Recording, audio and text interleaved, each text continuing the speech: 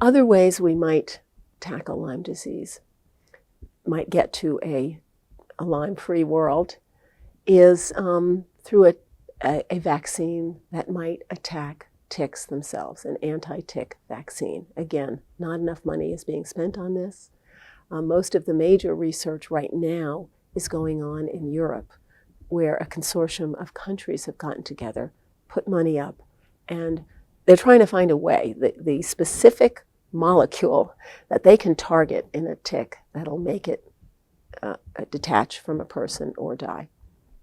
So we're several years, probably 10, 20 years even, away from that coming to fruition. A lot of the basic research for that has been done in the United States, but it has sort of sat on a shelf. We have found, for example, ways in which tick saliva helps Borrelia burgdorferi to move from the tick to human beings. If we understood how to stop that from happening, we would get to the point where we might have an anti-tick vaccine. Another way that we are working currently to try and solve the problem of ticks in the environment is a program that's come out of Massachusetts Institute of Technology. A guy by the name of Kevin Esvelt is trying to genetically engineer mice so as to make them innately immune to Lyme disease. In other words, they would be essentially genetically vaccinated against Lyme disease, and so would their offspring. So we would break the cycle there. And those experiments are starting in islands off the shore of Massachusetts, where we can control things better, and in case anything goes wrong, life will find a way. We don't really know what happens when you start genetically engineering animals, so there are many questions about this. I myself have reservations about it and don't know, again, how practical it is when you get to the mainland, where there are billions and billions of mice. So a Lyme-free world is very far on the horizon, but the short answer to what do I mean by that is we have to start working more assiduously and put up more money to get to that point. Explain the role of the CDC, the Centers for Disease Control, with respect to Lyme disease. How are they doing? Well, I deal with people in the Centers for Disease Control a lot, certainly in the course of writing my book. They are the place where doctors and patients go to their website to find out about Lyme disease. How many cases are there in my state? What's the trend? What should I look for? What are the symptoms? But for a very long time, the CDC has really mirrored what the mainstream medical wisdom is, what I call dogma is, about Lyme disease. They really haven't stepped back and questioned it to say, does this recipe for diagnosing and treating Lyme disease really work? This is what I did when I began my book. I kind of tested all of those truisms about Lyme disease, mostly because I was talking to patients. I was talking to doctors who treat them. I was talking to Lyme advocates. I was doing a lot of reading. And the story that they were telling me about Lyme disease was not the story I was finding on the website of the Centers for Disease Control. It wasn't the story I was finding really even in the mainstream media.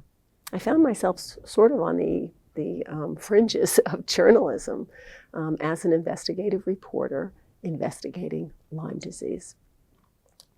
And long and short, when I tested these truisms, when I looked at the research about the test, when I looked at the treatments and did they work, I found that there was a wealth of science, not just patients saying I'm still sick, not their doctors who are saying we need to pay attention to this, not the Lyme advocates.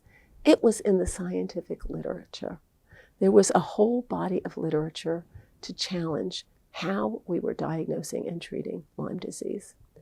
So I would say that the CDC needs to do things differently. It needs to question that dogma. And, you know, it doesn't exist as a federal bureaucracy in a vacuum. It takes its cues.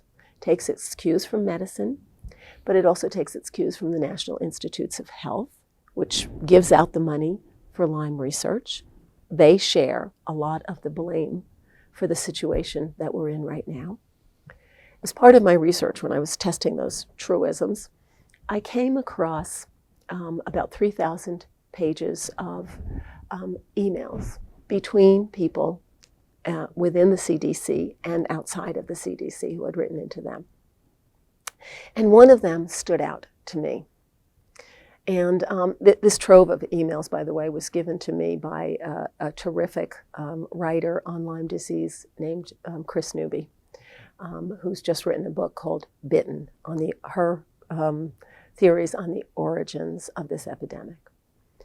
And she fought for 5 years to get this material, by the way. CDC did not want to give it up.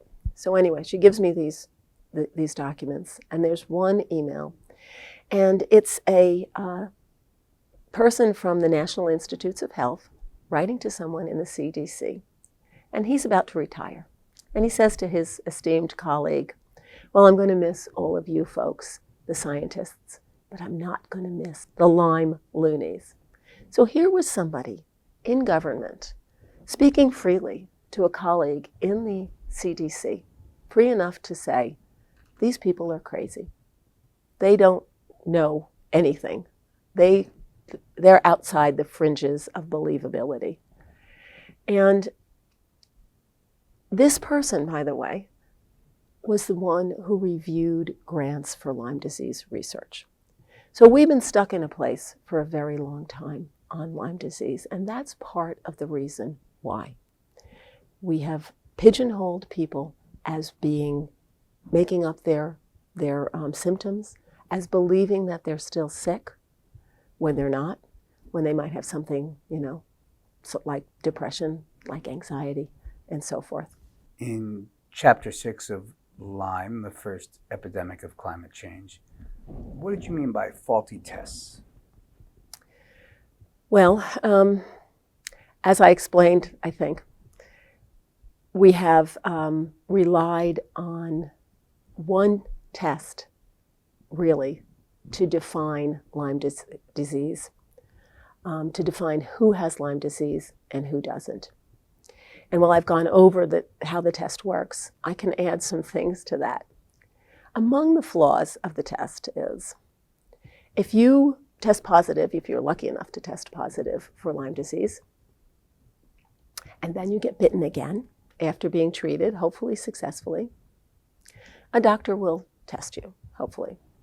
And the doctor will not be able to tell whether this is an old infection or a new infection, particularly if it's later on in the infection. And when I studied the Lyme disease test and how reliable it was, I looked up in the entire medical literature overdiagnosis of Lyme disease and underdiagnosis of Lyme disease. And this whole spate of papers, of studies on the overdiagnosis of Lyme disease began with one of the leading researchers in Lyme disease, a guy by the name of Alan Steer, who really found the disease in the late 1970s in a coastal town called Lyme, Connecticut, who wrote a paper, who did a study that found that half of people who were diagnosed with Lyme disease didn't actually have it, relying, of course, on the way we test for it. That led to about 30 other papers. Overdiagnosis. We're overdiagnosing Lyme disease. We are treating people for Lyme disease when they don't test positive, but the doctor sees the symptoms and says, I think you have Lyme disease, I'm going to treat you. That's against the rules, by the way. For a very long time, the CDC has said, and the mainstream guidelines say, You must either have the rash or you must test positive for Lyme disease in order to be treated. So I said that there were 30 studies that were done on overdiagnosis of Lyme disease. Now, if you're wrongly diagnosed with Lyme disease, you're given a short course of antibiotics and usually you recover. How much risk is there to a short course of antibiotics? Not much, really, because we do it all the time. But the risk of not treating a case of Lyme disease is enormous.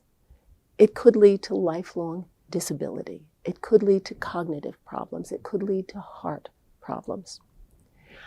On the other side, I could only find 6 papers on the underdiagnosis of Lyme disease, and that's what we need to be concerned about.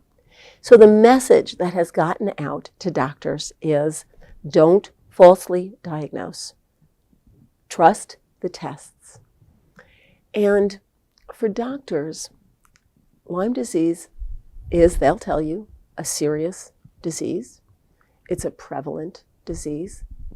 But they have, for way too long, trusted the test in lieu of their own judgment.